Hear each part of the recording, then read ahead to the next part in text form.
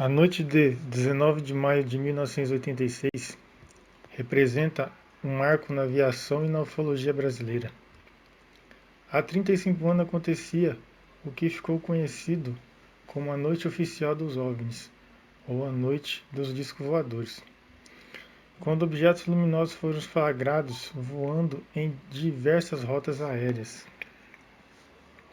Os registros da época feitos pela aeronáutica revelam que esse fenômeno ocorreu em São Paulo, Goiás, Rio de Janeiro e Paraná.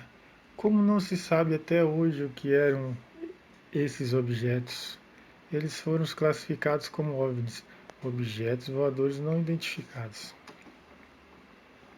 Uma das coisas mais espantosas, segundo os relatos, era que sempre que um avião se aproximava, as luzes fugiam.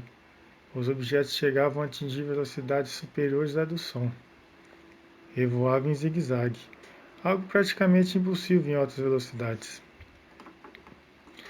Além da sólida documentação e do grande número de testemunhas, houve registros nos radares apenas objetos sólidos e de um certo tamanho são captados por esses sistemas, o que torna todo o mistério envolvendo essas luzes mais impressionantes.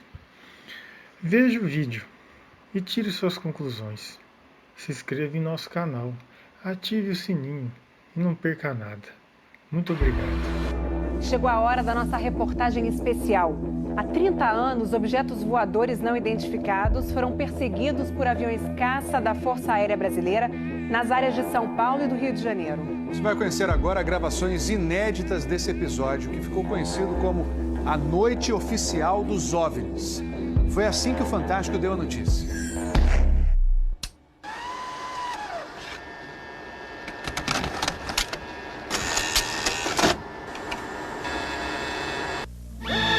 Esta semana, altas autoridades militares do Brasil admitiram publicamente pela primeira vez ter visto objetos voadores não identificados, os OVNIs. O próprio ministro da Aeronáutica, Brigadeiro Moreira Lima, deu a entrevista para informar que pilotos das bases de Santa Cruz, no Rio de Janeiro, e de Anápolis, em Goiás, chegaram até a perseguir e a ser perseguidos pelos objetos voadores não identificados na região de São José dos Campos, sobre o Vale do Paraíba, e trechos do estado do Rio de Janeiro. Eram 21 OVNIs, segundo os militares, que ficaram mais de 3 horas sobrevoando o território brasileiro na noite de segunda e madrugada de terça-feira. Toda vez que é detectado algum objeto não identificado, evidentemente há um processo bastante eficiente de verificar se foi alguma aeronave que está voando sem um plano de voo aprovado, etc. Mas quando se comprova que é algo diferente, as aeronaves então são acionadas. O que ocorreu foi que os radares detectaram vários objetos não identificados. Veja agora, minuto a minuto, o que aconteceu naquele 19 de maio. Às 8h30 da noite, um ponto luminoso é avistado pelo controlador de tráfego aéreo na torre do aeroporto de São José dos Campos, São Paulo. Um avião Xingu da Embraer se aproxima para pouso e o controlador pergunta ao comandante: "Você está vendo o ponto luminoso?" O Xingu confirma o avistamento, muda a rota e tenta se aproximar do OVNI. Quem estava no comando do avião era o coronel Osiris Silva, que voltava de Brasília depois de tomar posse como presidente da Petrobras. Eu vi um objeto luminoso no espaço, parecia um astro normal. Eu voei na direção dele e após 5, 6 minutos de voo, fiquei com a impressão de que ele começou a esmaecer, a perder a intensidade e o brilho. 9h14 da noite. O controle de radar de São Paulo registra sinais sem identificação. 9h20.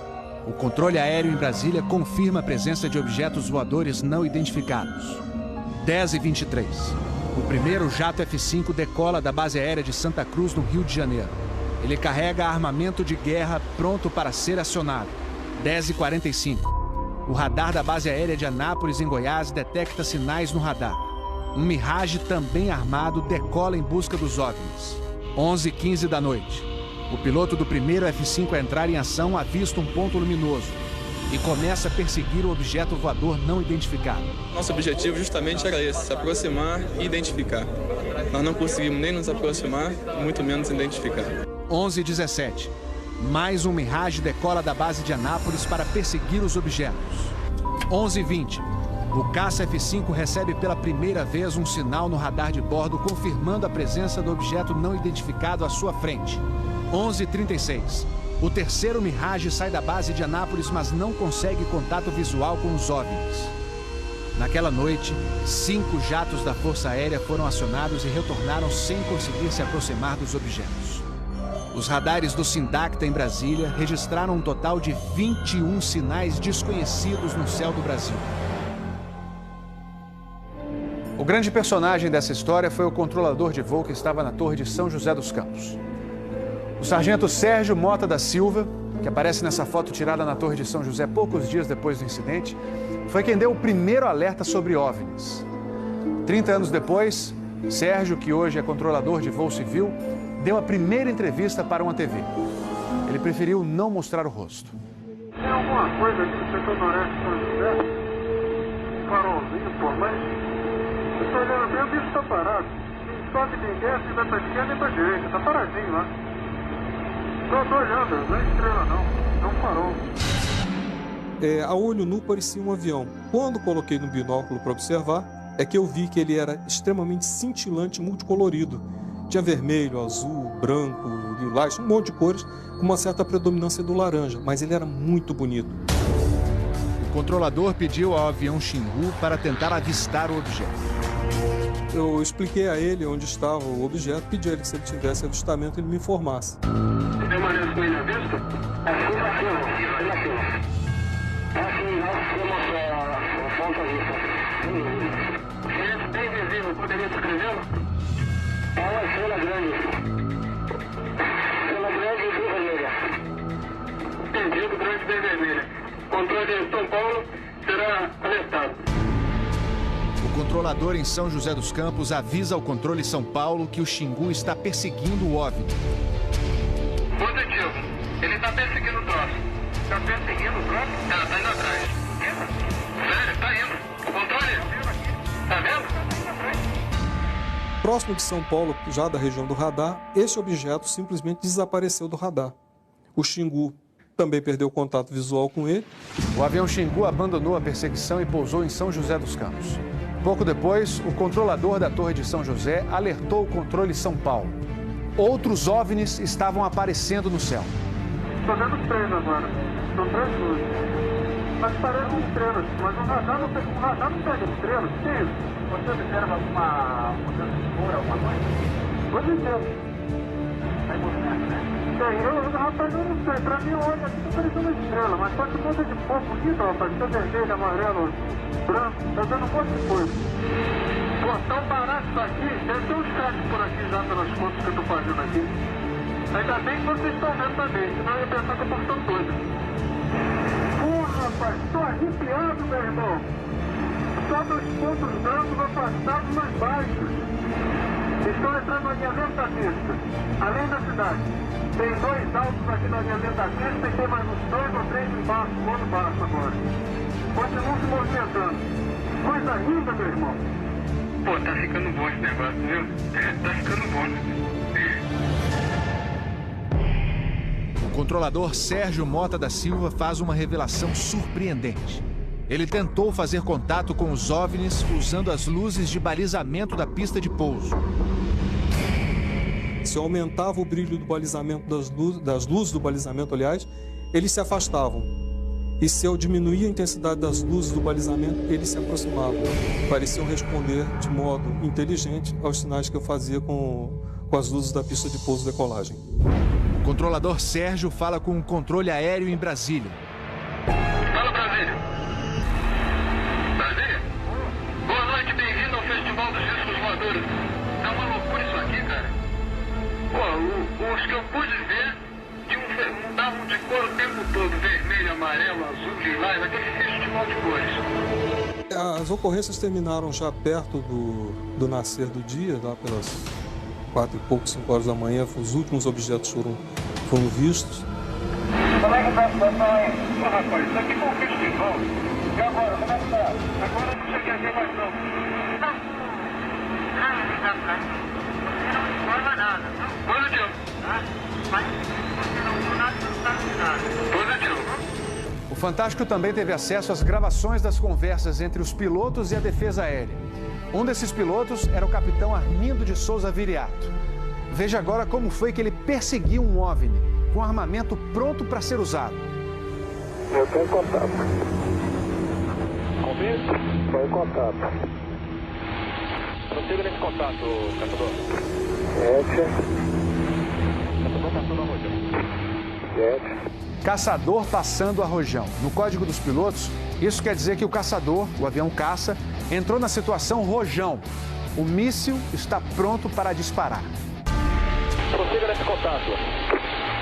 Foi, tem Judite agora. 7. Judite significa que o alvo está no radar. Ou seja, o piloto pode atirar se for autorizado pela defesa aérea. Mas neste momento, o alvo se afasta em alta velocidade. Está aumentando. Aumentando a distância, confirma. Afirmativo. A distância está aumentando de novo, ok? 7. Aumentando rápido, né? Comportamento muito estranho, ok? O capitão Viriato falou sobre a incrível velocidade dos OVNIs numa entrevista ao Fantástico. Essa aceleração, o radar de Brasília chegou a pegar na época de defesa aérea, deu aproximadamente Mach 15. Isso aí daria em torno de 15 mil km por hora. 15 mil quilômetros por hora é uma velocidade muito acima dos jatos mais rápidos do mundo, que chegam no máximo a 4 mil quilômetros por hora. Um documento confidencial do Comando de Defesa Aérea de junho de 1986 concluiu: os objetos produziram ecos nos radares do sistema de defesa e também nos jatos que perseguiram os OVNIs. Houve contato visual dos pilotos.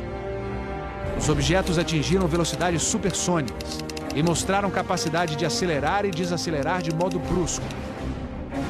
E a principal conclusão do relatório: os fenômenos são sólidos e refletem inteligência, pela capacidade de acompanhar e manter distância dos observadores, como também voar informação.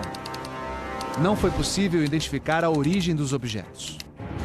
Foram esses dois ufólogos, pesquisadores de OVNIs, que conseguiram no Arquivo Nacional em Brasília a liberação gratuita dessas gravações. O fenômeno OVNI é real, existe, e o governo sabe disso, as Forças Armadas sabem disso. Essa documentação sendo exposta para o público permite que as pessoas entendam que isso não é brincadeira. Não tem como a gente falar que seriam naves extraterrestres, né? Eram objetos voadores não identificados. Não podemos dar qual a procedência deles, qual a origem. É alguma coisa inexplicável do nosso ponto de vista tecnológico à época e mesmo ainda hoje.